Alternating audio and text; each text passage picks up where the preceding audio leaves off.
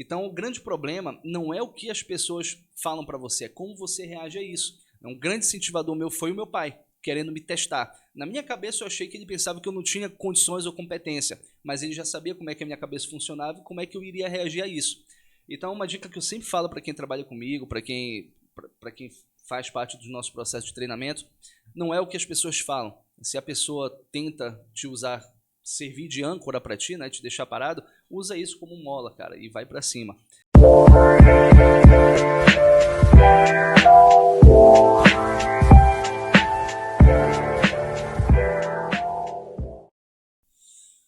Olá, mais uma vez, muito bem-vindos ao nosso mais episódio do Pode Investir, um oferecimento da Ação Brasil, escritório da XP Investimentos e há 11 anos ajudando o brasileiro a investir melhor. Então, mais uma vez estamos aqui também com o nosso convidado Laíri, é isso? Ou é Laíri? Laíri. Isso, Laíri, tá vendo como eu estou aprendendo? Estou aprendendo, a gente vai chegar lá. Então, nosso Laíri Cavalero, que também é graduado em Logística, com especialização em Administração e Marketing, Life Coach e também sócio franqueado da rede Castilho Idiomas, diretor da Cavalero Treinamentos Consultoria Empresarial. Rapaz, tu consegue dar conta de tudo isso? No começo foi um pouquinho difícil, né? A gente teve que optar por alguma coisa ou outra, mas ao longo do tempo, com a ajuda de uma equipe bem treinada, os caras que a gente vai formando, dá para fazer bem bacana, bem tranquilo.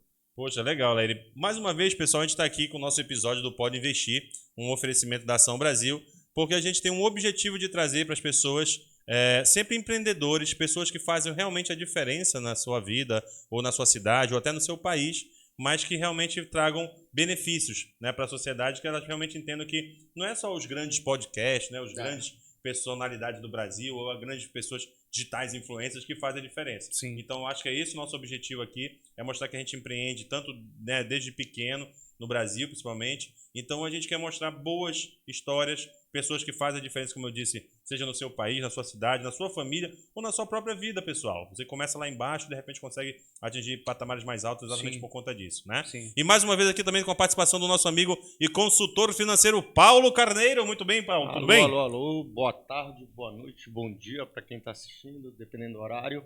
Também contamos com o apoio do Contrato de Contabilidade. Seja bem-vindo, Laíri. Obrigado. Prazer te ter aqui. Com esse Obrigado. currículo extenso, né?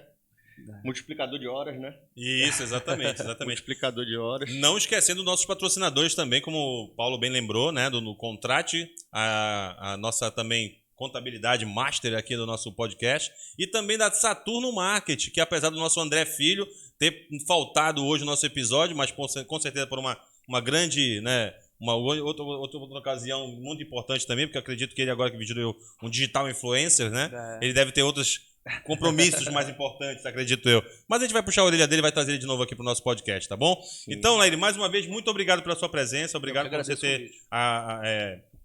ter aceitado o nosso convite. Eu espero que realmente a gente bata um papo legal e que leve muita informação pro pessoal, tá bom? Bacana, eu que agradeço o convite, é um prazer imensurável poder bater esse papo com vocês. E eu acho muito bacana essa proposta, porque quando a gente vai fazer um treinamento, eu costumo perguntar para os colaboradores quem é a sua grande referência, né?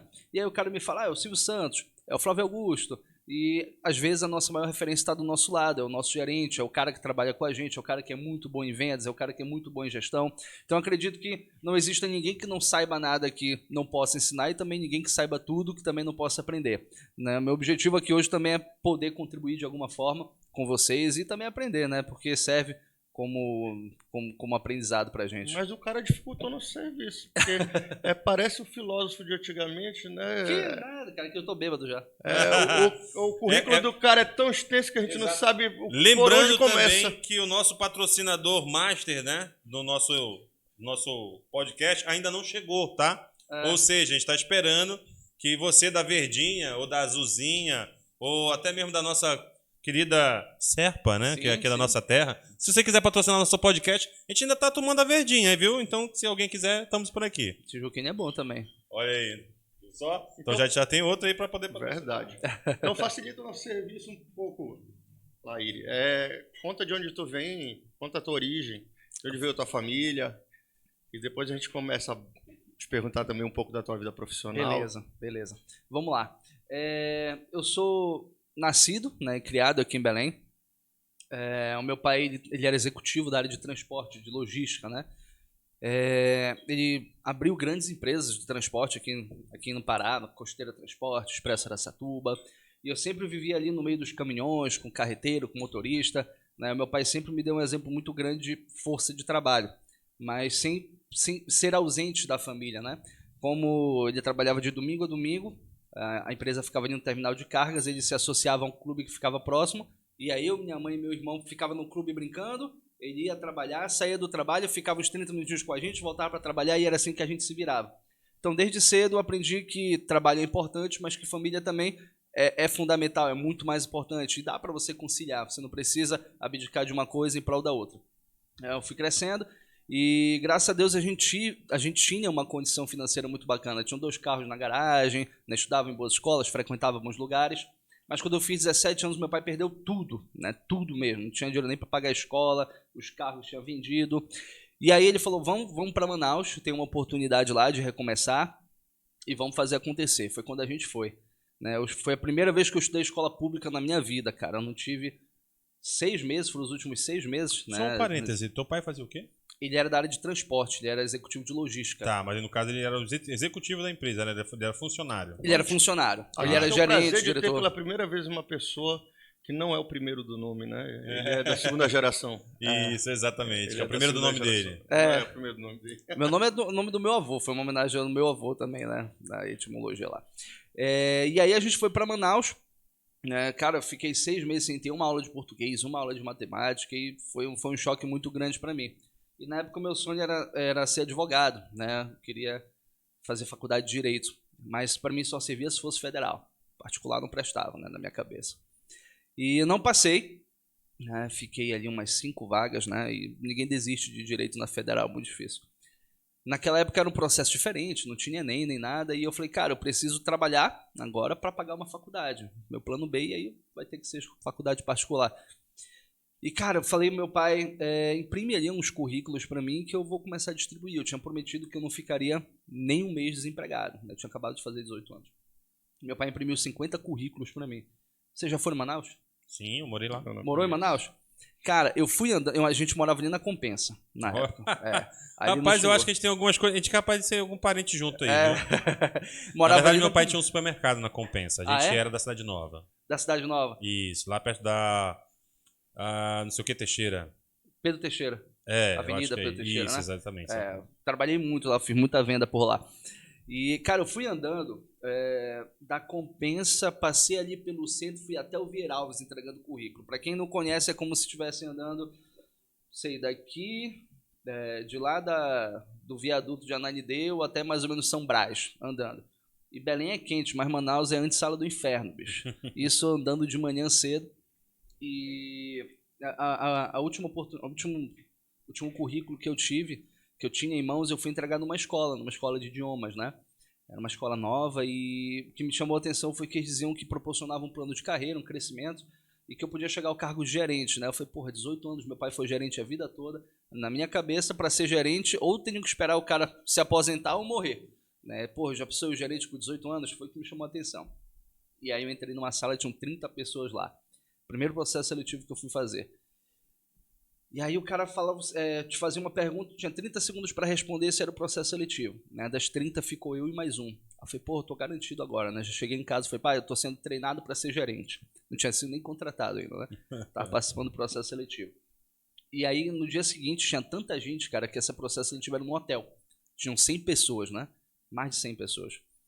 Quando eu sentei, não tinha experiência, então tinha que prestar bastante atenção no treinamento, o que eles estavam falando. E aí tinha um cara que sentou do meu lado e falava assim, muita gente, né? Aí eu falei, muita gente. Quantas vagas será que tem? Eu falei, não sei, bicho. Será que a gente vai passar? E aí foi a primeira lição que eu tive enquanto profissional, né? Eu virei pra ele e falei, cara, se só tiver uma vaga, levanta tua bunda da cadeira e vai embora porque ela é minha. Nem perde teu tempo aqui.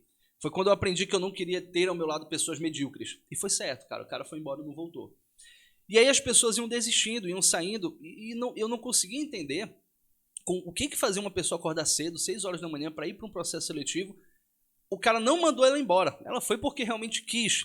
E aí eu percebi, né, a empresa não oferecia salário, não tinha vale transporte, não tinha vale alimentação, você era 100% comissionado, ou seja, você ganhava em cima daquilo que você produzia. Para mim era fantástico, porque eu pensava, se eu trabalhar muito, vou ganhar muito. Se eu trabalhar pouco, vou ganhar pouco. Então é proporcional ao meu esforço, né? Mas para a maioria das pessoas não fazia sentido, porque em Manaus, principalmente, você tem uma segurança muito grande em relação à mão de obra. Tem 700 indústrias lá, né? Então a fábrica vai te pegar na tua casa, vai te deixar, e aí tu vai ganhar ali R$1.200, R$1.300 para o resto da tua vida, tu tá meio que garantido. Sai de uma linha de produção, vai para outra.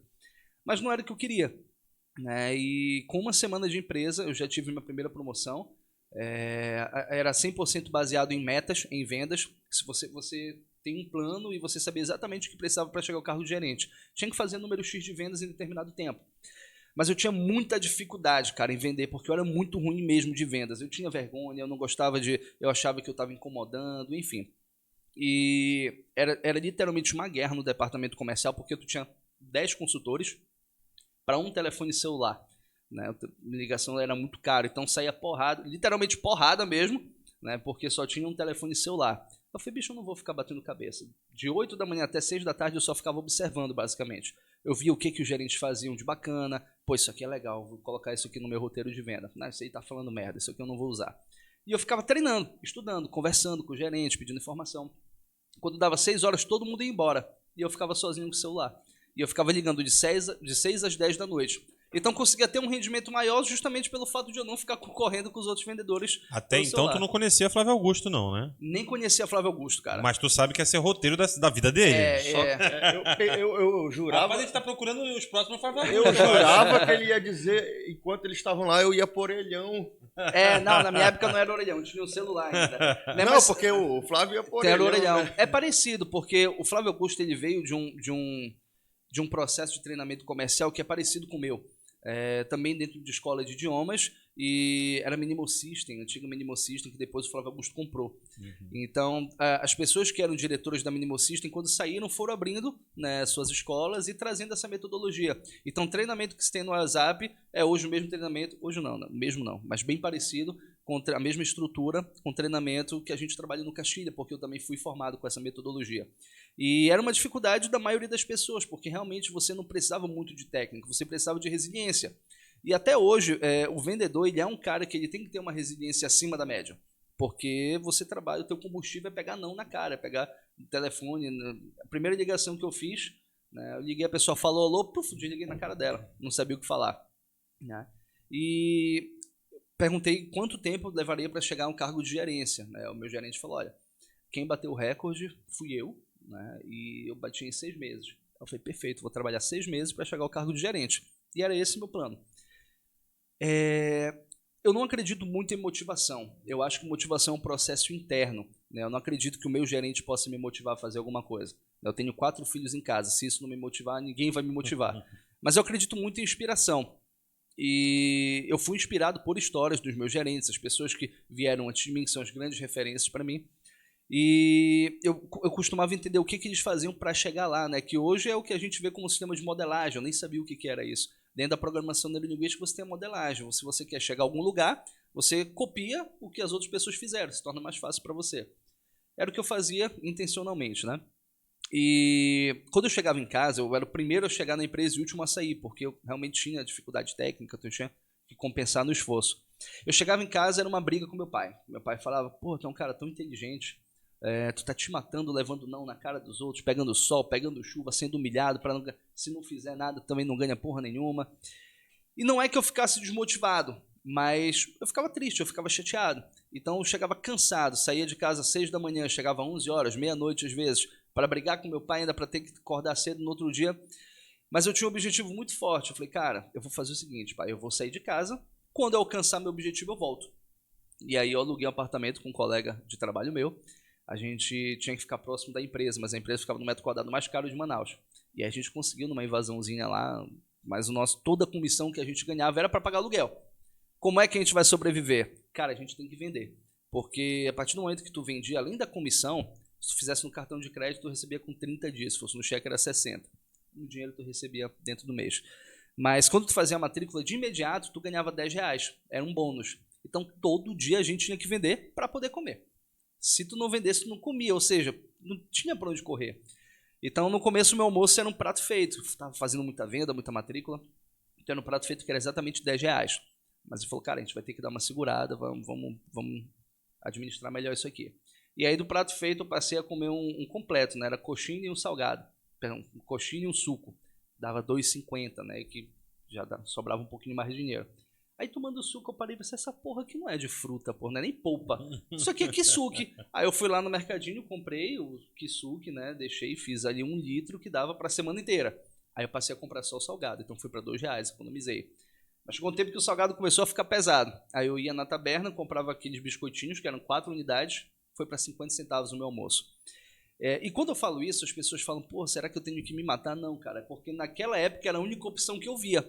Hoje eu faria totalmente diferente, de maneira muito mais fácil. Não tem que se matar para poder ter sucesso em alguma coisa. Mas era a única opção que eu tinha e eu tinha que agarrar. Eu consegui bater o meu cargo de gerência em 4 meses. Eu bati o recorde como gerente mais novo, tinha 18 anos, que pegou em menos tempo uma gerência. Recebi meu prêmio no Cruzeiro Transatlântico. E quando eu cheguei nisso, as pessoas chegavam para mim e falavam, pô, cara, quem foi que te colocou lá? Foi teu pai? Teu pai conseguiu para ti? Eu falei, bicho, ninguém colocou, cara. Eu fiz o processo seletivo, fui lá. Porque as pessoas costumam ver o resultado, mas elas não veem o processo. Pouca gente sabia que eu tinha saído de casa. Todo mundo vê seu palco, mas ninguém vê o bastidor. Ninguém vê o bastidor, né? O pessoal não sabia que ou eu almoçava ou eu jantava. Quando eu almoçava o salgado, né, eu não jantava. Se a gente não almoçasse, a gente jantava. Eu comprava o miojo e o meu colega comprava o ovo. Não sabia, mas tu quebra o ovo dentro do miojo, ele tufa, né? Aí a gente dividia, era isso.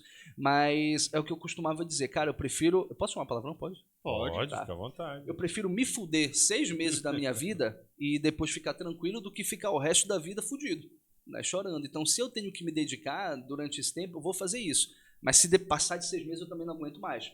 Então, no último dia que eu tinha para bater a meta, faltavam 12 vendas para fazer, 12, 13 vendas.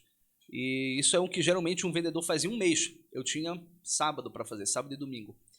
E, cara, um amigo meu me ajudou, que trabalhava comigo, tinha moto, então me levava de um lado para o outro, facilitava. A minha última venda saiu de domingo para segunda-feira, 2 horas da manhã. A última venda. Imagina tu ir na casa de um cara que tu nunca viu na vida, porque era ligação fria, né? Tu ia, puxava, ia para lá, mandar proposta. Ele te pagar quase um salário mínimo, que era o que era na época, né? Que se investia, 2 horas da manhã na tua casa. Então, tu tem que passar muita confiança. Eu passava porque eu não acreditava na possibilidade de dar errado. Eu sabia que ia acontecer. Né? As pessoas chegavam para mim, pô, Lene, fica tranquilo, mês que vem tem de novo. Tem de novo é o cacete, pô. Tu é doido, não tem mês que vem. Ou eu faço agora, ou eu não faço mais. Ou eu vou pedir para sair. E quando eu fiz a última venda, eu pedi para esse meu amigo me levar na casa do meu pai. Ele estava na compensa ainda. E aí eu bati lá, 2, 3 horas da manhã, né? Minha mãe abriu a porta. Foi, meu filho, aconteceu alguma coisa? Eu falei, não, cadê o papai? Tá dormindo. Aí eu bati lá, sentei do lado dele, eu falei, oi, pai. Aí ele falou, meu filho, o que foi que aconteceu? Tá essa hora aqui em casa e tal. Eu andava sempre com uma cópia dos contratos das vendas que eu fazia, né, na mochila. Eu tirei todos os contratos, coloquei em cima da cama e falei, tá aqui, ó. 8 horas da manhã eu tô pegando meu cargo de gerência. O senhor não disse que eu não ia conseguir? Aí ele olhou para mim e falou, meu filho, muito bem. Eu queria ver até onde você era capaz de ir.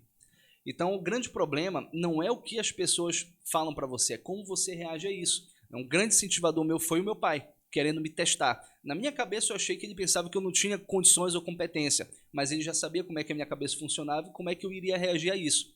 Então, uma dica que eu sempre falo para quem trabalha comigo, para quem faz parte do nosso processo de treinamento, não é o que as pessoas falam. Se a pessoa tenta te usar, servir de âncora para ti, né, te deixar parado, usa isso como mola, cara, e vai para cima. Então, um pouquinho do resumo da minha história, né? Ainda tem muita coisa. Depois, eu fui funcionário público, fui servidor público do Detran. Né? Tá, mas antes dessa história, ainda tem algumas coisas para te perguntar daí. É difícil, tá? tem que intervir, não, meu amigo. Eu achei Não, vai embora, né? porque ele empiricamente diferenciou agora o que é motivação de entusiasmo. Que é justo o que você relatou, é o entusiasmo que é interior. E você pegou as dificuldades todas e usou de combustível para você ter mais gana para vencer na vida. Sim. Eu acho o que eu achei interessante, Larry, que tu falou aí, algo que pouca gente, na verdade, parece que ficou um pouco mais popular, depois que falaram muito sobre coach, né? Sim. Sobre a questão de poder você ter essa neurolinguística para te ajudar a te disciplinar, na verdade, né? Mas eu acho que poucas pessoas entendem ainda o que é o sentido de modelagem, né? Pelo contrário, a gente vê muito, eu sou assim mesmo, eu nasci assim, né? Síndrome de Gabriela. Exato, eu gosto de ser assim. Não, olha, eu já tentei de tudo, mas eu sempre continuo fazendo as coisas desse jeito assim. Ou seja, a gente vê que as pessoas repetem um processo, né, como você mesmo falou, e elas muitas das vezes não sabem o porquê que não dá certo, né? E ela fala assim, poxa, não, mas por que não deu certo? Eu fiz tudo, né? Eu sempre cito um exemplo que é uma pessoa que é muito próxima de mim e que ela sempre falava muito pra mim assim, Márcio, o que eu tô fazendo de errado? Eu acordo 5 da manhã, eu vou trabalhar no máximo 6 horas, eu volto às vezes 7, 8 horas da noite. E mesmo assim minha vida não muda, continua difícil, continua... Eu falei, cara, então eu acho que tá fazendo as coisas erradas. Porque exatamente como você falou, não adianta você simplesmente ser um cara trabalhador. Você tem que trabalhar direito, correto, da forma que te acrescenta, evolui, né? Como você mesmo bem disse. Você não tinha as habilidades necessárias para ter o sucesso que você queria. Sim. Mas você tinha a mentalidade necessária para poder desenvolver as habilidades. Sim. Ou seja, foi isso que fez você bater em 4 meses e não em 6 como teu chefe. Ou seja, fez você querer... Você estipulou uma meta, já começa por aí. Eu acho que uma pouquíssima parte da população tem essa capacidade de entender, como você falou, que é uma oportunidade e não um sacrifício. Sim. Porque realmente 80%, 90% das pessoas, na verdade, quando vão para uma entrevista de emprego e que elas batem de frente com isso, não foi muito diferente de você. Eu fui em várias entrevistas como essa, eu participei de vários processos seletivos como esse. E quando você falou que pro seu colega que ele poderia ir embora, que a vaga era dele, cara, eu me vi nessa cena, parecia que era eu que tu tava falando, porque eu vi isso várias vezes acontecer. Só que eu também nunca cheguei num processo seletivo e tive medo. Sim. Eu nunca disse assim, eu não vou ganhar essa vaga. Muito pelo contrário, exatamente como você, eu sempre dizia, cara, toda vez que eu via aquela fila andando, e aí as pessoas vão se apresentando, vai subindo gente, descendo gente, eu já ia eliminando. Essa já foi. Ih, esse aqui não dá conta de mim. Esse aqui eu sou melhor do que ele. Esse aqui eu faço melhor que isso. Aí começava a eliminar as pessoas. E quando tinha uma que realmente se sobressaía, eu falava, opa, aqui tem um concorrente. Sim. E aí eu ia percebendo, até chegar, saber quem eram meus concorrentes, até como você falou, analisar quem são meus concorrentes para saber como é que eu vou, né, me sobressair dessas pessoas. Engraçado como as coisas mudam, porque as pessoas pensam que as realidades são diferentes. Eu fazia a mesma coisa com o curso público. Então, eu entrava numa sala, eu já sabia quem estava disputando e quem não estava. Então, às vezes o cara chegava lá, abria o livro, abria o resumo antes da prova, e muita gente ficava assustada. Eu já sabia que quem ficava assustado com quem abriu o material em cima da hora estava fora. E quem abriu o material em cima da hora estava fora também. Só que tinha estudado. Então, eu olhava a pessoa me olhava, eu olhava para ele e ria. O cara desestruturava totalmente. Eu não fazia de propósito, mas é uma visão mais ou menos parecida. Autoconfiança, né? Você saber do que você é capaz, do que só você abrindo abre mão. parêntese, isso que você comentou, Márcio, vou citar Einstein. Insanidade é fazer 1000 vezes a mesma coisa e querer resultados diferentes.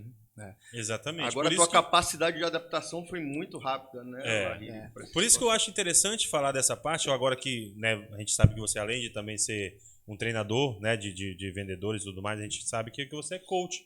Então eu queria que você aproveitasse esse momento para falar para as pessoas como é que eu modelo, né, como é que eu vou tirar vamos dizer assim, um exemplo para mim, seja se eu quero ser, seja profissional, seja pessoal, seja amoroso, né, porque não é só profissional, a gente está falando aqui muito de empreendedorismo, mas às vezes é na tua vida pessoal, às vezes você é um excelente profissional, mas você não tem amigos, você não consegue se relacionar com sua família, você não tem namorado ou namorada, né? Então, às vezes é essa modelagem que tu tá precisando, não é só do empreendedorismo. Então, já que tu é um Master Coach, fale pra gente como é que eu modelo um exemplo de sucesso ou algo que eu quero, almejo pra minha vida e eu posso, de repente, estar tendo essa capacidade através de uma outra pessoa que tem aquilo que eu não consegui atingir. E aproveita e fala de onde veio tua formação. Legal. A minha formação veio do IDESES, Instituto de Desenvolvimento Sistêmico. É uma escola que é daqui, de Belém, aqui do Pará, mas tem alguns desenvolvimentos em São Paulo, em Fortaleza, no Rio Grande do Sul. E ele vem meio que na contramão do coach, né? Antes de entrar nesse mérito de modelagem, vou explicar, deixar bem claro como é que foi que eu conheci o coach, porque na verdade Então aproveita e fala, coach funciona? É aí que eu vou chegar. Eu acho que qualquer atividade que você exerça, vai ter gente que vai conseguir desenvolver bem, vai ter gente que não vai conseguir desenvolver. Eu não faço atendimento como coach. todas as formações de desenvolvimento pessoal, e eu tenho mais 7 formações de Life Coach, Leader Coach, Constelação Organizacional, Programação Neurolinguística, tudo que eu aprendi, eu trago para a área de vendas. Então, tudo isso eu consigo fazer link com os meus clientes, com a minha consultoria, com as minhas equipes comerciais, que é o que eu sou apaixonado por fazer, que é a venda. Então, eu não atendo como coach. Eu peguei os princípios que eu acreditei que fazia sentido para mim e apliquei. Tem coisa que eu acho que não funciona. Se eu acho que não funciona, eu não faço. Né? Que as pessoas são muito pragmáticas de dizer assim, então se isso não funciona, nada presta. Cara, presta. Alguma coisa funciona. Não é possível que uma metodologia que já formou milhões de pessoas só tenha coisa ruim. É claro que tem alguns profissionais que denigrem a imagem, enfim. Mas tem coisa muito boa. Eu melhorei muito depois que eu fiz o coach. O meu mestre é o Almir Santos. Depois que eu fiz, eu melhorei muito como pessoa, como pai, como esposo. Porque tinham coisas que eu não percebia. Né? E é justamente isso que tu estava falando. Às vezes a pessoa, eu acordo 5 horas da manhã e tal, mas o que eu estou fazendo? Durante a nossa vida, a gente compra muitas mentiras e a gente toma como verdade. Né? Então, quando eu tenho muito cuidado quando eu vou tratar os meus filhos e de falar assim, pô, tu não consegue fazer essa conta, tu é muito burro, não sei o quê. Porque aquilo na cabeça da criança, pela psicologia, ela forma o seu caráter até os 7, 8, 9 anos de idade. Se eu estou falando isso para uma criança, ela vai achar que realmente ela é burra. E quando ela crescer, é esse o mapa mental que ela tem, que ela não vai conseguir fazer. E a gente acaba repetindo os erros dos nossos antepassados. Então, se eu venho de uma família que as pessoas... a gente encontra muito isso. Se eu venho de uma família que meu avô foi servidor público, meu pai foi servidor público, provavelmente eu vou ser um servidor público. Né? Se meu avô foi empresário, meu pai foi empresário, provavelmente eu vou ser um empresário. Então tem muita gente que tem os seus antepassados com histórias de fracasso. E ele toma aquilo que realmente ele vai ser um fracassado. Então, para você quebrar esse paradigma, fugir dos padrões, é necessário você ter uma inteligência emocional muito grande, você entender o que você precisa fazer. Então, eu não acredito que somente você fazer uma formação e coach, você ser determinado, você ter persistência, isso não vai te levar a lugar nenhum. É como um cachorro correndo atrás do rabo dele. Né? Eu acho que você tem, além de tudo isso, você tem que ter técnica. Na minha área, muita gente acha que vender é um dom. Bicho, ninguém nasce sabendo vender. É um conjunto de técnicas e qualquer pessoa pode vender. Mas a gente tem esse pensamento. Né? Quando eu comecei a trabalhar, e eu não sabia o que era sistema de modelagem. Mas para mim era muito simples. Pô, se o cara conseguiu chegar lá, é sinal de que ele sabe qual é o caminho, eu vou colar nele. Mas sistema de modelagem é basicamente isso, você saber onde você quer chegar, e esse é o grande dificultador. Né? Quando eu vou fazer treinamento, eu pergunto para as equipes, né, eu falo, cara, tu sabe onde é que tu vai estar daqui a 5 anos? 95% das pessoas não sabem, não tiveram planejamento. E aí o cara tem 40 anos de idade, ele não comprou um carro, não comprou uma casa, não tem nada, ele vai olhar para trás e falar, pô, onde foi que eu errei? Perdi muito tempo, não tive oportunidade. Teve, tu só não te planejou. Oportunidade todo mundo tem. O fato de Deus permitir que tu acorde para trabalhar é uma oportunidade de tu fazer diferente. Então as pessoas não sabem onde querem chegar, as pessoas não sabem onde elas estão. O processo de coach é basicamente isso, é você saber onde você está hoje, saber onde você quer chegar. Como é que o coach te ajuda? Com as ferramentas, o que precisa fazer. São planos de ação. É basicamente o que se faz numa gestão de pessoas, numa gestão administrativa, só que de uma maneira um pouco mais sistêmica. Entender um pouco mais do ser humano, não só das ferramentas, mas entender que o ser humano ele tem perspectivas diferentes, tem uma criação diferente, foi criado com valores diferentes. Ele não é um indivíduo ali. Ele é um indivíduo que teve uma criação, que os pais tiveram problemas e repassaram isso para os filhos.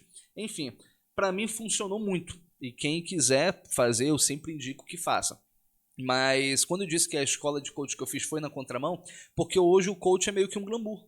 Né? Você paga muito caro, né, para fazer algumas formações. Né? Algumas pessoas vendem a ideia de que você faz coach, você vai ganhar dinheiro fácil, como aconteceu muito no marketing multinível. E é com essas propostas que eu não concordo. Eu decidi fazer na escola que eu fiz porque ele vinha na contramão disso. Ele cobrar um valor totalmente acessível, porque ele dizia que se é uma metodologia tão boa, tem que chegar para a maioria das pessoas. A maioria das pessoas precisam ter acesso a isso. E aí já foi diferente para mim. Né? Quando eu percebi isso, cara, realmente é um cara que quer fazer diferença. E fui fazendo as formações por lá, fui estudando de maneira autônoma também, e para mim funcionou muito bem. Vai ter gente que vai usar isso pro bem, vai ter gente que vai usar isso pro mal. Eu costumo dizer, eu também fiz alguns cursos, né, de neurolinguística. Cheguei a fazer um treinamento, na verdade, de liderança e desenvolvimento, pelo INEXT. Não sei se tu conhece, é do Neil, né, Dr. Neil, é um neurocirurgião de Atibaia, em São Paulo. E ele desenvolve esse trabalho, na verdade, desde 84. E aí, como ele é um dos precursores aqui no Brasil, né, foi um dos alunos de Kahneman, então ele é um dos caras assim que são bem conceituados no Brasil. Sim. Então eu comecei por lá, mas depois eu fui pro IBC Coach, né? E fiz um outro de Practitioner, né? E aí fiz esses cursos de neurolinguística exatamente como você falou. Não com o cunho de ser um profissional. Apesar de na primeira vez, eu te confesso que me encantou. É porque a gente vende a ideia de que... E Não, realmente acontece, né? Não a ideia de venda de ganhar dinheiro, tá? Sim. Na verdade, foi como você falou que me tocou. Porque eu também mudei minha vida praticamente depois disso. Sim. Completamente, na verdade. Como você falou, pra mim funcionou. Então é tipo hipnose. Sim. Que as pessoas, algumas acreditam, outros não acreditam, né? Então é exatamente isso. Você que não acredita em hipnose, saiba que a hipnose existe. Eu estudei um pouco de hipnose. Exato, também. Eu também estudei. Então por isso que eu digo. Dentro de venda a gente usa muito. Isso, e se você acredita em hipnose, ela funciona. Se você não acredita em hipnose, ela não funciona. É igual a psicologia, igual qualquer outra coisa que você pense. Então, a neurolinguística foi a mesma coisa para mim. Eu vi que realmente ela melhorou muito o meu foco, o meu desenvolvimento. Eu descobri que o meu cérebro é um músculo igual o bíceps, igual o quadríceps, né? Igual o tríceps. Eu consigo realmente movimentar ele e estimular ele para crescer cada vez mais. Então, é legal a gente saber, por exemplo, que a gente faz esse tipo de curso. Eu fiz basicamente para mim. Realmente porque eu queria me desenvolver. Eu sabia que estava faltando algo, assim como você. Eu sabia que estava faltando algo. Eu já estava na minha terceira empreitada, vamos dizer assim, de empresário. E eu costumo dizer que eu nunca falhei, porque eu nunca fiquei devendo ninguém, nunca fechei uma conta, vamos dizer assim, uma empresa com débito. Eu digo que eu desistia. Eu desistia dos processos porque eu não chegava onde eu queria. Eu também. Então foi aí que o coach me ajudou muito. Não o coach em si, como eu te disse, nunca fiz curso de coach. Eu fiz um curso de liderança e desenvolvimento e depois fiz o Practitioner, né? Que foi o Master Coach, no caso. E aí, realmente fiz mais para mim, para desenvolvimento pessoal. E eu achei super interessante exatamente isso. As habilidades que você desenvolve para se autoconhecer. E aí você sabe quando você está se sabotando e quando você está realmente indo de contra aquilo. Por isso que eu te perguntei, como é que a gente modela? É muito subjetivo, né? Como é que eu vou modelar uma pessoa? Eu não sei se essa pessoa faz isso tudo que ela fala que faz, né? Mas aí você começa a ter hábitos, você começa a criar hábitos que te dão, vamos dizer assim, a consciência que tu vai melhorar ou que tu vai piorar. Então, é a mesma coisa. Se você acorda de manhã cedo e faz logo aquela refeição gigantesca, bota um monte de coisa pra dentro e depois vai sentar na frente da Netflix pra assistir uma TV, isso não vai te levar a muito lugar bom, né? Agora, se você acorda cedo, faz uma atividade física, faz um café normal, não precisa ser, né, nem fit, mas também não precisa ser, né, ovo cozido com batata, né, doce. Não precisa. Mas também não precisa ser, né, aquele almoço. Então você tem que saber como você vai lidar com isso. Todo mundo sabe que para ficar sarado basta você equalizar exercício e dieta, mas nem todo mundo faz. É simples, mas não é fácil, né? Exato. Então a mesma coisa é quando você pensa em mudar sua vida profissional, sua vida pessoal, amorosa. Então você sabe que você não conseguiu desenvolver aquela habilidade. Então você vai ter que modelar aquelas pessoas que você já viu que tem sucesso nisso, ou até tiver acesso a conversar com essas pessoas para saber como é o processo. Para poder desenvolver essas habilidades e principalmente esses hábitos para que continue evoluindo, né? O Tony Robbins, que é um especialista em programação neurolinguística, ele costuma dizer que você... Hoje é um dos maiores do mundo. É um dos maiores. O cara já fez processo com Barack Obama, com a Oprah. A Oprah, né? E ele fala que você é a média das 5 pessoas com quem você convive. E é basicamente esse sistema de modelagem, né? Eu ouvi alguém dizendo esses tempos que se você anda com 5 idiotas, provavelmente você é o sexto, né? Então, vai muito também do teu meio, do teu círculo social. Eu acho que ninguém nasce pré-determinado a alguma coisa. Acho que você é formado de acordo com o ambiente que você vive. E isso foi muito importante eu entender nesse processo de amadurecimento, para escolher exatamente quem são as pessoas que eu quero ao meu lado. Quando eu consegui chegar no cargo de gerência, por exemplo, muitos amigos falavam assim, pô, ficou rico, não fala mais com os parceiros, né? E, cara, eu falava assim, bicho, eu continuo sendo teu amigo, mas olha só, se a gente colocar numa escada, eu tô bem aqui, tu tá aqui. Se eu te acompanhar, eu vou para baixo. É mais fácil tu vir para cima e me acompanhar. Agora é uma escolha tua. E naquele momento parecia prepotência, arrogância, mas não, era uma escolha. Era uma escolha minha e toda escolha tem consequências.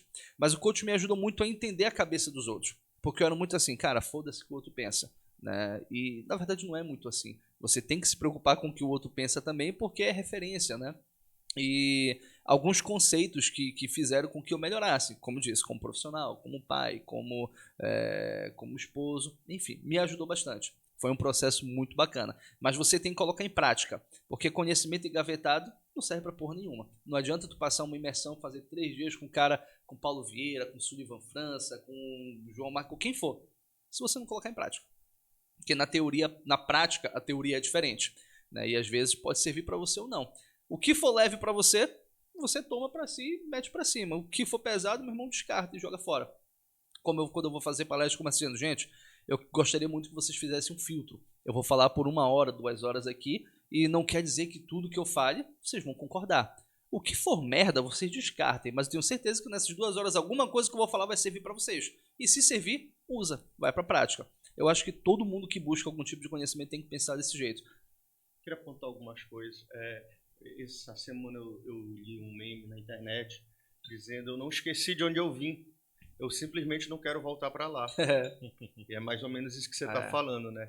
Eu, diferente de vocês, que não fiz curso, mas sempre fui aficionado por leitura. Mas você é casado com uma psicóloga, né, meu amigo? Então você tem uma escola em casa, né? É uma escola em casa. É uma escola, só que a psicologia... Às avessas, né? Porque aí, de repente, tem uma disputa aí no meio. É o meio mais difícil de você trabalhar, o teu conhecimento é em casa. É o meio mais difícil de aplicar. E tipo, a psicologia é tipo contabilidade e administração. A psicologia não se bate muito bem com as técnicas de coach, né? Então, que trabalham de forma diferente. Então, sim. Tipo, costumo conversar muito com ela. Na realidade, o coach, como o próprio nome diz a tradução, é um treinamento, né? De uma habilidade específica. Sim. Então, eu fui aficionado por leitura, então sempre li o tal dos livros de autoajuda, sim. que nada mais são do que isso, né? Então, por exemplo, o Dr. Augusto Cury, já li diversos livros dele. E sempre procurava filtrar para saber o que daquilo poderia ser usado para a minha realidade. Então, isso foi uma coisa que mudou na minha vida também, mas mais pela leitura. E com o processo de amadurecimento até. E hoje, quando eu tenho os meus mentorados de educação financeira, eu tenho que viver isso na pele. Porque todo mundo quer ser rico. Mas na hora que você vem, ensina para eles as ferramentas, as pessoas se afastam. E aí tem um problema da educação financeira que algumas pessoas têm preconceito, porque elas acham que talvez que aquilo não serve, como tem algumas pessoas também têm preconceito contra coach. Sim. É porque o cara modela uma estrutura de educação financeira e acha que aquela educação financeira é adaptável à realidade de todas as pessoas. Sim. Então, quando alguém me questiona, por exemplo, a pessoa ganha um salário mínimo, tem filho, como é que vai usar a mesma regra? Não vai usar a mesma regra. Então, hoje, quando eu pergunto, isso serve até de experiência para mim, hoje, a minha introdução com qualquer pessoa que me procura, e hoje a minha especialização em finanças comportamentais, é como se eu estivesse fazendo uma sessão de terapia, uma anamnese, sim, voltada para as finanças. E aí é muito engraçado a reação das pessoas, porque acaba eu sempre perguntando quais são os seus... Me defina pelo menos um objetivo de curto, médio e longo prazo. Qual o período, qual o valor. As pessoas travam nesse momento. Nem sequer sabe. Nem sequer sabe. Então, você não precisa ir para o mercado de ação, porque o pessoal acha que investimento é renda variável, sim, é risco, e não é isso. Tem gente que tem medo de usar instrumentos financeiros porque ficou com o trauma do confisco da época do Collor. Sim. Então, eu não posso tratar com essas pessoas da mesma forma que eu trato com alguém, com algum millennial. Agora é engraçado você conversar com essas pessoas, elas não conseguem definir o que elas querem para a vida. Elas querem melhorar, mas melhorar o quê? Eu acho que a gente vai mais longe do que isso. O que a gente está falando, eu acho que até a gente mudou um pouco de assunto, mas o que a gente fala hoje em dia sobre as redes sociais é basicamente isso, que as pessoas estão sendo influenciadas literalmente pelas redes sociais e se deixam levar por esse momento e não buscam mais conhecimento. Eu não vou ter certeza porque foi hoje de manhã, na hora do almoço, que eu vi rápido, estava almoçando enquanto estava no jornal. Eu não me lembro se foi Espanha ou Inglaterra que estavam brigando pela onde estava sendo aplicada a previdência privada dos cidadãos. E eles estavam lutando para que não fosse para o petróleo, porque os bancos estavam aplicando o dinheiro da previdência dessas pessoas diretamente em reservas fósseis, né, de combustível fóssil. E aí eu me perguntei na mesma hora, eu falei, caramba, então quer dizer que não é só no Brasil que as pessoas não sabem onde está o dinheiro delas, onde está guardado? Sim. Porque as pessoas ainda acham, eu acho que bem legal essa levantada, Paulo, porque eu acho que as pessoas entendem que quando ela coloca o dinheiro no banco, o dinheiro fica lá, guardado no banco. Sim. E a hora que ela precisa, o gerente vai lá e tira, dá para ela de volta. Isso não É acontece. a mesma história que pensa que o bilionário está com dinheiro em casa. É. Quando o bilionário Exato. é bilionário porque ele tem equity e É papel, aquele, né? Exato. é o valor da empresa dele que está no mercado de ação, que Isso. está precificado Então, com só para anos à deixar, frente. só Né? pra gente tentar mostrar para as pessoas como é que funciona basicamente isso, o que é o produto do banco? Nada mais é do que o dinheiro. Então, o dinheiro do banco, o que ele faz? Ele tenta comprar o mais barato possível, ou seja, ele toma o dinheiro da sociedade o mais barato possível para poder emprestar para um outro terceiro mais caro. Esse é o trabalho do É banco. uma intermediação, né? Exatamente, uma intermediação. Então, toda vez que ele intermedia, ele ganha um spread naquela jogada. Então, ele precisa comprar esse dinheiro mais barato para poder vender mais caro. Óbvio que tem outras transações que ele ganha com taxas e tudo mais. Cada vez mais está ficando mais difícil porque a concorrência está aumentando, Sim. as fintechs estão crescendo e cobrando menos taxas. Então, naturalmente, os bancões também vão cobrar menos taxas. Sim. Mas para as pessoas entenderem que o dinheiro ele não fica parado. Ele está o tempo todo em circulação. Então, quando as pessoas entendem que eu não posso mais negociar taxa com o meu banco, pelo contrário, eu tenho que negociar com ele destino. Márcio, eu tenho um dinheiro que eu não vou usar durante a minha vida inteira, eu só quero usar quando eu for me aposentar. Ou seja, para mais de 10 anos. Então eu tenho uma previdência, é um veículo melhor, que não é tributado, para poder eu levar esse dinheiro para o longo prazo. Eu preciso de um dinheiro para emergência. Para qualquer eventualidade que aconteça na minha vida, eu posso resgatar a qualquer momento. Isso é pós-fixado, ou seja, atrelado àquela taxa Selic que todo mundo conhece, que é definida pelo Banco Central e o cupom. E aí ela crescendo, o meu rendimento também cresce. Mas em compensação, o que é algo até inusitado no Brasil, mas já vem acontecendo de uma certa forma no mundo afora, é a taxa de juros negativa. O que é isso? É essa taxa Selic, essa taxa básica de juros do país, que é definida pelo Banco Central, sendo menor do que a inflação do país. Que no caso de hoje, a gente está com a inflação aí de 10,25, 10,40 agora com o mês de outubro, e depois do IPCA 15, né? E com uma taxa que chegou agora a 7,75. Então a gente vê aí já um déficit de quase 3% só nessa jogada aí. Ou seja, se você tinha R$1.000 ano passado, esse ano você já tem só 960. Entendeu? Sim. Então, ou seja, essa diferença que as pessoas não entendem de aonde eu vou aplicar o meu dinheiro é a briga que a gente tem hoje. Não é mais quanto de taxa tu me oferece, e sim aonde tu vai aplicar o meu dinheiro.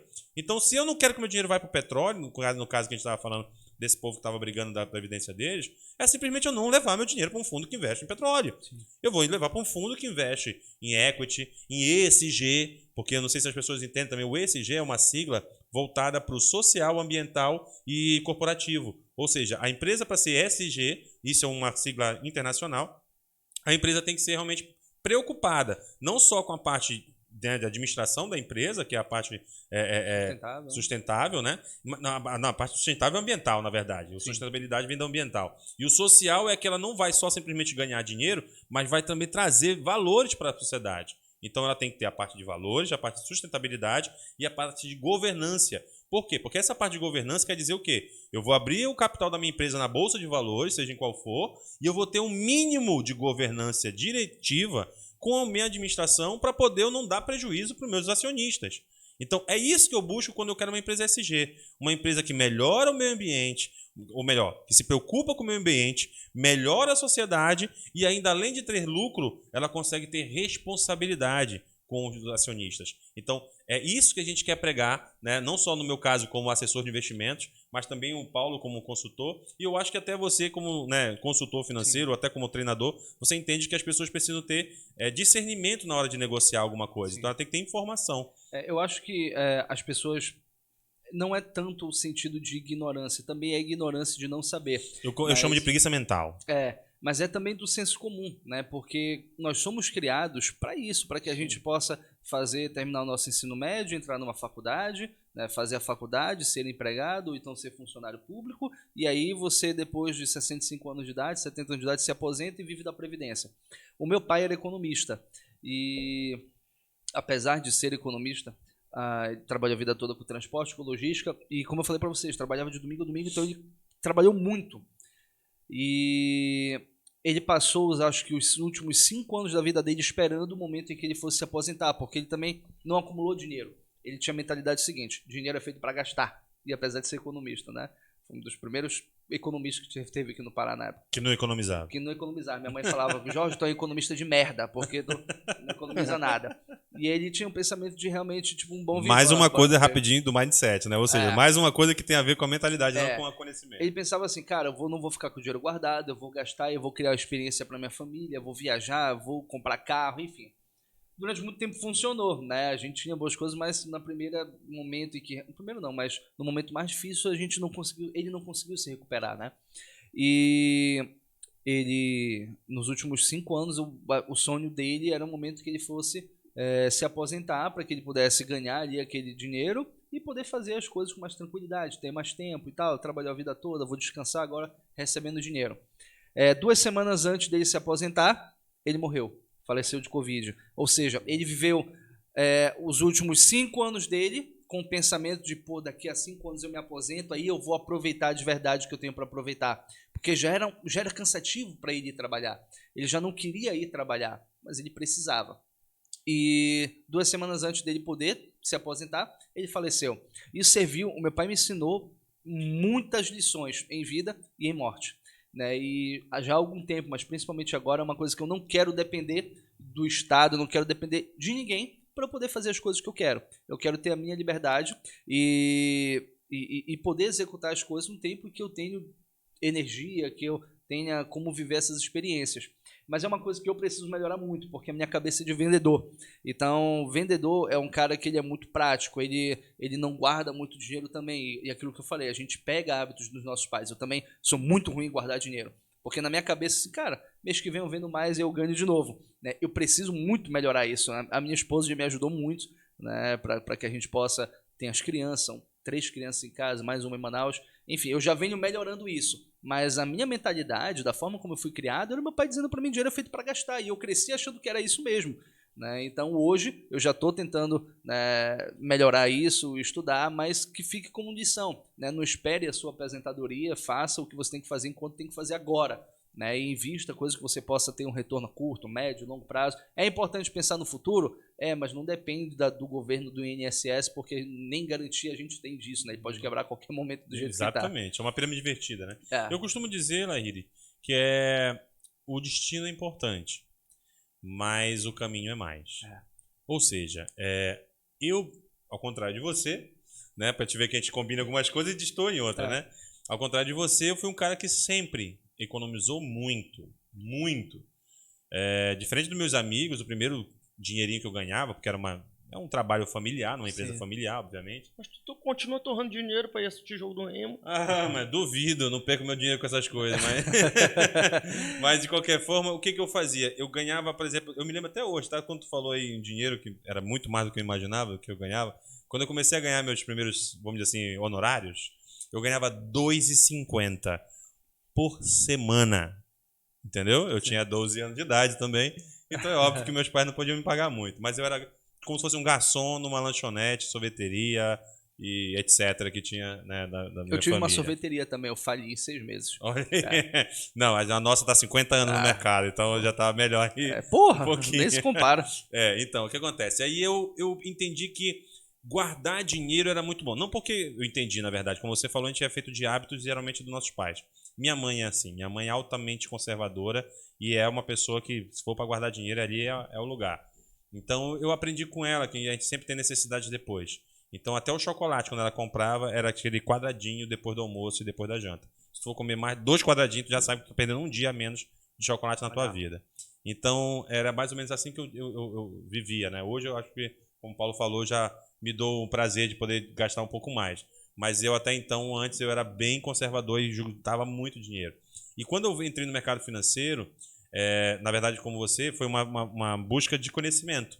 Eu estava como empresário, como eu disse, e já vinha buscando conhecimento para tentar achar o meu negócio certo. E entre esses negócios, tudo voltava para a educação financeira. Tudo voltava exatamente como você falou. Eu sei ganhar dinheiro, eu só não sei guardar. Eu sei ganhar dinheiro, eu sei guardar, eu só não sei Gerir. Então era basicamente isso que eu ia buscando. E quando eu entendi que eu poderia não só comprar um produto e vender para ter um lucro, eu poderia também vender um produto sem ter e comprar ele daqui a um mês e mais barato e ganhar o dobro do cara que está me vendendo. Eu falei, eu quero esse negócio para mim. E aí eu entendi que o mercado financeiro eu posso não só vender, comprar, alugar, eu posso emprestar e eu posso inclusive receber bônus emprestando. Então me diz aí como é que começa, como é que tu faz o treinamento de vendedores? Começa por onde e quais são os passos, né, que você vai passando com esse cliente, com esse aluno para poder chegar a ser um vendedor de sucesso, vamos dizer assim. Cara, eu sou vendedor, então eu posso te falar da melhor maneira possível. O vendedor, geralmente, ele é um cara frustrado, ele é um cara que ele não deu certo em alguma coisa, e ele falou assim, pô, vou vender alguma coisa até aparecer algo melhor. Geralmente é assim que ele começa. O problema não é começar assim, é você continuar pensando assim o resto da tua vida. Então, o vendedor, ele já tem uma questão cultural, ele é associado a alguém que é um cara chato, que quer tirar teu tempo, quer tirar teu dinheiro. Então, inclusive, na última gravação que a gente fez, eu comentei que o vendedor, ele é um cara que já começa o processo perdendo de 1 a 0. A primeira coisa que eu analiso numa empresa, quando eu vou fazer consultoria, a gente faz uma entrevista individual com todos os vendedores para saber se o cara quer aquilo. Porque não adianta eu fazer o melhor treinamento do mundo, não adianta a empresa investir, a empresa querer, se ele não quer. Se ele ainda está com a mentalidade de estar ali por estar, esperando aparecer uma coisa melhor, não vai funcionar nem para ele nem para a empresa. O primeiro ponto é identificar se ele realmente quer aquilo. Né? Ou então se ele tem pelo menos algumas características que a gente possa transformar em habilidade por meio de treinamento. O segundo passo é fazer com que ele tenha conhecimentos básicos. Para você ser um vendedor, o Lobo de Wall Street, ele fala isso no livro dele, que você tem que ter 3 tipos de conhecimento. É o conhecimento sobre quem você é, ou seja, uma análise de SWOT pessoal, né? Você reconhecer seus pontos fortes, pontos fracos, o que você precisa melhorar para estar em constante desenvolvimento. Mas você precisa conhecer também o seu produto. Você precisa entender das características, mas dos benefícios. E o terceiro, você precisa conhecer a sua empresa, porque ela tem que passar credibilidade e confiança. Isso eu concordo, mas eu adiciono um ponto a mais, que eu acho que você precisa conhecer o mercado, porque a maior dificuldade do vendedor é a objeção. O cliente chega para comprar esse celular aqui, o celular R$2.000. Beleza, o cliente fala assim, tá caro. Aí o vendedor trava. Só que na verdade é aí que começa a venda, né? No primeiro não. E o nosso objetivo é poder desenvolver essas habilidades nele, dele entender, né, qual é o conceito. Se ele, quando o cliente fala tá caro, ele pode ter 3 motivos. Ou ele está comparando, né, tá caro em relação ao quê? Eu consigo entender a comparação dele, né, fazendo essa pergunta, que é simples, está caro em relação ao quê? Às vezes está caro em relação ao concorrente, está caro em relação ao que eu espero, enfim. Ou ele está barganhando, o que é mais comum, né? Então, ou ele está fazendo comparação, ou ele está barganhando, ou simplesmente ele não entendeu o benefício. Por isso que é necessário você conhecer o seu produto para passar o benefício para ele, é necessário você conhecer a si mesmo para entender como quebrar essas objeções, e é necessário conhecer o mercado. Porque não adianta eu conhecer muito do meu produto, da minha empresa, de mim, e se o cara chegar no teu concorrente está mais barato. Se eu não conhecer o mercado, eu não tenho como argumentar. O vendedor que souber fazer isso, ele já é diferente. A partir daí são técnicas mais avançadas, ele precisa de dedicação, vender como qualquer outra profissão, tem que ser casado. Eu não conheço ninguém que gosta 100% de todas as atividades daquilo que faz. Eu odeio pegar o telefone e ligar, fazer prospecção, mas eu tenho que fazer. Né? Eu acho que um médico ele não vai gostar de tudo que ele faz. Né? A gente gosta do resultado. Então, na venda tem muito isso. As pessoas falam assim, eu não sirvo para ser vendedor. Não é que tu não serve, cara, é que você não teve o preparo suficiente para fazer isso. O primeiro passo é ele entender isso. Ele entendendo, ele já é um cara diferente, a partir daí ele consegue desenvolver. Eu não conheço vendedor que venda bem, que ganhe dinheiro frustrado. Quem é frustrado é porque não tem resultado. Não tem resultado positivo, na verdade. Me diz então uma habilidade que tu já identificou nesses anos todos aí, que tu já treina pessoas, né? Que tu fala, esse aí vai vingar. Esse cara tem o time certo. Tem o tino do negócio. Eu falei mais cedo, é a resiliência. Para a gente saber separar. Não é só ter resiliência, tá? Só ter resiliência sem técnica não serve para nada. Mas eu prefiro um cara que é resiliente e não tenha conhecimento específico do que um cara que tenha conhecimento específico e não é resiliente, porque ele não vai saber aplicar. Nos nossos processos seletivos, quando a gente vai para a nossa empresa, e para os nossos clientes, na verdade, a gente tem mais ou menos 5 ou 6 processos. É um processo longo. É um processo que a maioria das pessoas cansa. A primeira triagem que a gente faz é isso. Se o cara chegou até... Eu costumo dizer que é o treinamento do BOP. O cara pede para sair. Realmente ele pede para sair. Se o cara chegou até a última etapa, a habilidade fundamental ele tem, resiliência. Ele não desiste. Ele acreditou naquela proposta e ele vai até o fim. O resto é treinável. Né? Tudo é treinável. Então eu não preciso ser uma pessoa altamente espontânea, cara, os falar melhores... muito, não. Ser o vendedor que fala muito é o pior vendedor. Isso. O cara que fala muito, ele acaba desvendendo. Né? O cara chega para vender, ele faz uma desvenda. Porque não é o que você fala, é como você fala. O vendedor profissional, o cara que é bom, ele escuta, ele não fala. Porque se eu estou falando, eu não te dou permissão para escutar. E se eu não escuto, eu não vou entender qual é a tua necessidade. Então muita gente tem esse pensamento de, o vendedor bom tem que falar muito. Não tem. O vendedor ele não fala, ele não afirma, ele pergunta. Ele trabalha com perguntas. Agora bora ver se tu é Exato, bom porque eu acho que a maioria das pessoas que são inibidas tem esse argumento para dizer que não vende, né? Os melhores vendedores que eu conheço são pessoas mais tímidas. Isso. Porque primeira coisa, ele se conhece, ele sabe que ele tem uma dificuldade. Então você já deve ter visto o vendedor que ele tá aqui, cara, tá prestando produto para ti, o cara tá comendo a bola ali. Ele sai dali, ele é totalmente acanhado, ele é tímido e tudo mais, porque ele criou um personagem em cima de uma dificuldade que ele tinha. E ele conseguiu transformar aquilo em habilidade. O Flávio Augusto mesmo fala que ele era super tímido e tudo mais, e é uma das grandes referências de venda que a gente tem, né? Sim, bora ver se tu é bom mesmo. Tu tá num negócio, num ramo eminentemente presencial, ainda no Brasil. Como foi vender na pandemia? Foi um desafio. A gente já estava estruturando um processo para fazer vendas online, curso online e tudo mais, mas a gente teve que acelerar isso. Então, costumo dizer que a pandemia, ela não foi a pandemia que quebrou as empresas, ela acelerou o processo. Né? As empresas que não tinham dinheiro em caixa, as empresas que elas quebraram porque não se prepararam para isso. Então, eu acho que quem quebrou na pandemia, uma hora ou outra ia quebrar. Não tem jeito, a pandemia só acelerou. A gente pegou o nosso time pedagógico inteiro, porque vender é a parte mais fácil do processo. O difícil é você entregar o serviço, e quem entrega dentro da nossa escola é o pedagógico. A gente pegou o pedagógico e falou, cara, vamos desenvolver a nossa metodologia para um sistema online. E foi.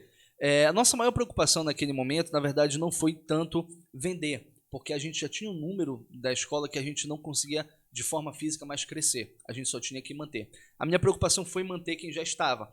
O que eu percebi foi que as escolas de inglês começaram a fechar, os alunos começaram a sair, porque não é uma necessidade básica. Ele fala, pô, a gente não tem só inglês, né? Mas ele fala, cara, inglês, francês eu faço depois. Agora eu vou segurar meu dinheiro, porque em momentos de crise as pessoas ficam mais reticentes, né?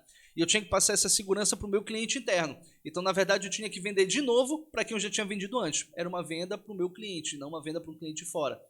E, graças a Deus, cara, a gente teve uma perda muito pequena. Foram, até hoje, inclusive, a gente está meio que não é um pós-pandemia ainda, mas se contar do início da pandemia, a gente fechou a escola no dia 23 de março, né, do ano passado. Até hoje, a nossa perda foi de 3, 4%. Né, de alunos. Então a gente conseguiu manter muita gente. As pessoas entenderam que aquilo era uma prioridade. E você vender isso é muito mais difícil do que você vender uma matrícula. Porque você, cara, a gente está num momento de crise, a gente não sabe o que vai acontecer, ninguém entendia a pandemia, mas isso aqui é uma prioridade para ti. Quando você se matriculou, você tinha um objetivo. Qual é esse objetivo? X. Alcançou esse objetivo? Não. Então não tem por que você terminar agora. Confia que a gente vai juntos. Eu liguei pessoalmente para mais de 200 alunos. Eu mesmo peguei meu telefone e liguei. A gente recebeu mais de 90 solicitações de cancelamento. Vale a pena ver de novo. De novo, cara, e é uma coisa que eu não gostava de fazer, mas eu tive que fazer nesse momento. Eu fui para a linha de frente de novo da empresa. Então, a gente recebeu na primeira semana, assim, fechou a escola, teve que fechar por decreto, mais de 90 solicitações de cancelamento. Eu falei, passa toda a solicitação de cancelamento para mim. E eu fui atender todas. Desses 90, eu acho que 2 cancelaram porque realmente foram demitidos da empresa, não tinham como manter e tudo mais. Enfim, então foi uma venda interna. Né? A gente manteve e, graças a Deus, a gente está no mesmo patamar de quando iniciou a pandemia. Na verdade, a gente investiu, a gente dobrou a nossa capacidade, né, de colaborativa. A gente tinha 10 professores, contratei mais 10, contratei 20 professores. Né? A gente mudou a fachada da escola, a gente reformou, porque a mensagem que eu queria passar, cara, enquanto tem gente fechando, a gente está crescendo. E eu personalizava mais as aulas, então eu tinha basicamente um professor para atender um aluno por hora. Né? Eu dobrei a minha capacidade, aumentou o meu custo, mas eu também mantive, eu não perdi aluno. Então foi uma venda muito complexa de fazer, porque era uma venda que eu não estava acostumado. Era uma venda para continuação do serviço, não para o início.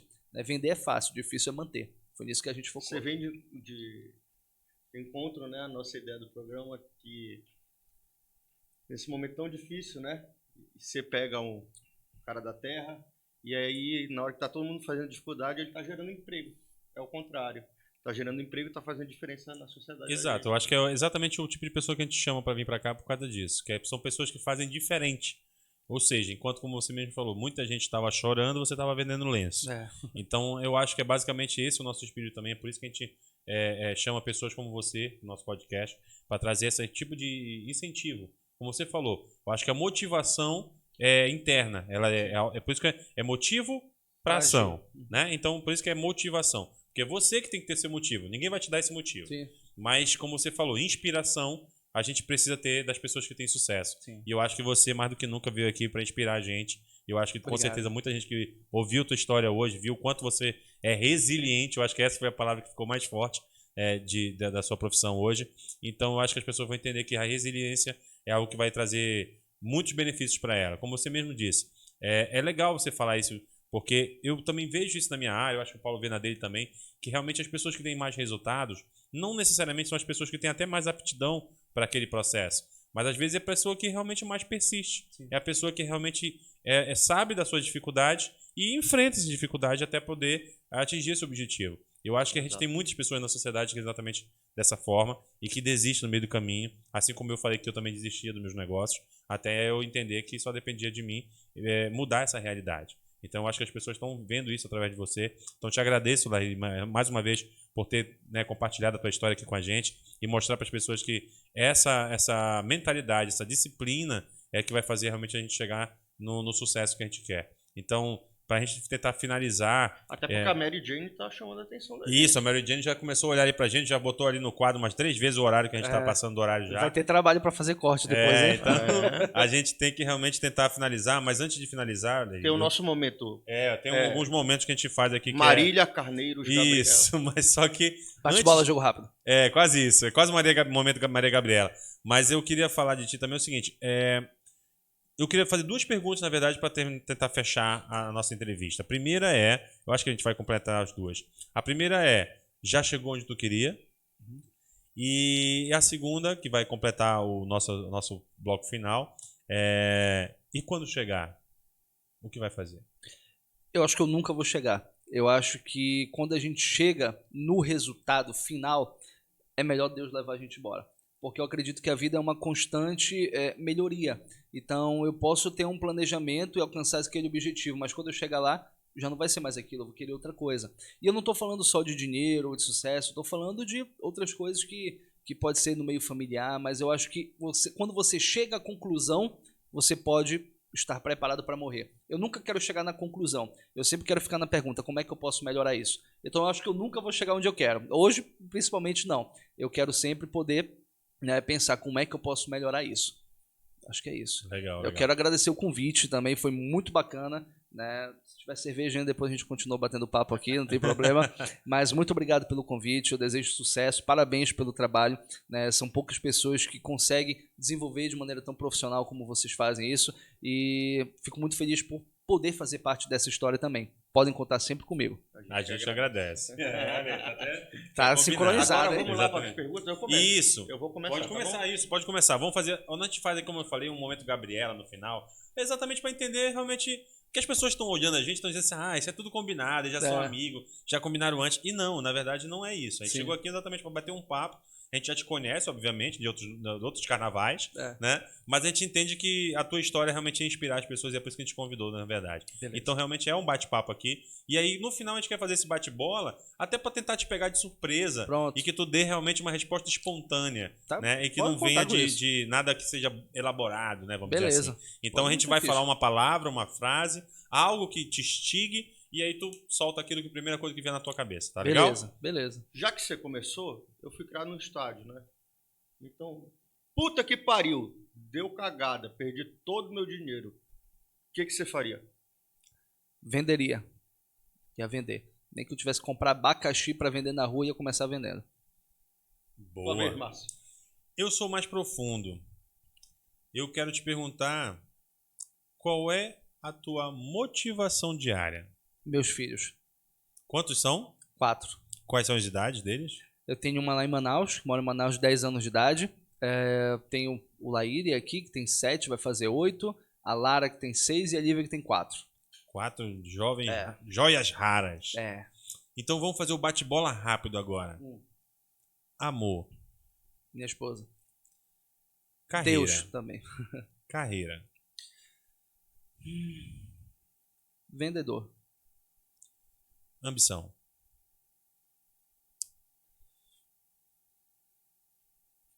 Poder preparar os meus filhos para todas as dificuldades que eles possam enfrentar. Depois do 1 milhão. 2 milhões. Sociedade. Fundamental. Fundamental. Eu acho que as pessoas se completam. Eu acho que uma pessoa que investe sozinha ele nunca vai ter tanto sucesso quanto uma pessoa que investe com alguém que te completa. E isso para mim foi fundamental. Meu sócio é um irmão para mim. Network.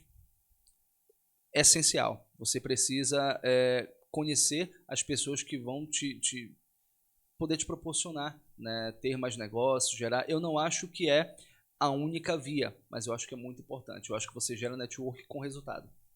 Já que você está na área educação. Educação é algo que não se compra, você adquire. Nem todo mundo está disposto a adquirir, mas o nosso trabalho é fazer com que a maioria das pessoas possam ter acesso. E por último, qual é o destino daqui? Tu me pegou, cara.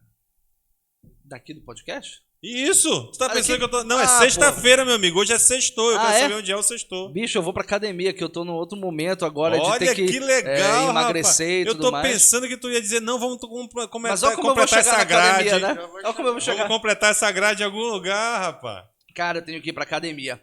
Porque 6h30 eu marquei compromisso e, cara, todo dia agora eu tenho que chegar até o final do ano, uma mini metazinha, né? Tenho que perder aí uns 15 quilos pra ficar melhor. Eu também tô achando, mas vou te falar, eu tô mesmo nesse naipe. Por isso que agora eu comecei, eu inventei esse negócio desse podcast na sexta-feira exatamente pra poder tomar uma cerveja. Mas olha entendeu? como eu vou chegar lá pra treinar, bicho. Então, exatamente isso. A minha cerveja começa na sexta-feira cedo, porque no sábado também agora eu sou atleta, eu sou remador. Eu sou, inclusive, agora o leme da minha canoa. Olha só. Então, olha só, agora é uma responsabilidade grande, né? Eu tenho mais 5 pessoas que dependem do meu trabalho. Então, agora eu tenho que chegar lá sóbrio no sábado. Então, infelizmente, eu tenho que encerrar a minha festinha de sexta-feira, no máximo até 10 horas da noite. Mas pode guardar pra semana que vem já também, pô. Rapaz, eu nunca sobrou. Mas... Nunca sobrou, né? Falta. Pronto. Falta, né? Esse é o problema. Você tá esperando patrocínio, né? Tem faltado. Exato, a gente está esperando patrocínio mais uma vez também. Se vocês estiverem interessados em patrocinar a nossa sexta-feira, a gente está sempre aqui à disposição, tá bom? Então, eu te agradeço, tá? Foi um prazer te receber aqui, Laíri. A aula que você deu, a troca de experiência, né? O exemplo de vida que você dá para os parceiros sociais. Obrigado, cara. Daqui do estado, principalmente, e que possa ser divulgado nas redes com um público maior de todo o Brasil, né? Te agradeço de novo, Márcio, a parceria. E estamos aqui precisando. E já fica o convite também para vocês participarem do nosso podcast lá da Câmara dos Dirigentes Lojistas. A Câmara de Consultoria fez o podcast também com o objetivo de auxiliar os empresários. E, cara, vai ser muito bom contar com vocês lá. O convite está feito no ar. A Jennifer organiza as coisas aí pra gente, que é a Mary Jane de vocês, né? Isso, é minha Mary Jane, por favor. Não tome meu codinome, tá? Por favor. Então vamos esperar vocês lá. Vai ser um prazer. Isso aí, pode deixar. Vai ser um prazer, com certeza. Pode marcar que a gente vai lá. Então, pessoal, mais uma vez chegamos ao fim do nosso episódio do Pode Investir, um oferecimento da Ação Brasil, escritório e credenciada XP Investimentos, e que há 11 anos ajuda o paraense e o brasileiro a investir melhor. Também os nossos apoiadores Contrate Contabilidade e Saturno Marketing. Não deixe de curtir e compartilhar o nosso podcast e também mandar mensagem pra gente de quem você quer ver por aqui. Muito obrigado pela presença de todos e até a próxima e tchau! Valeu!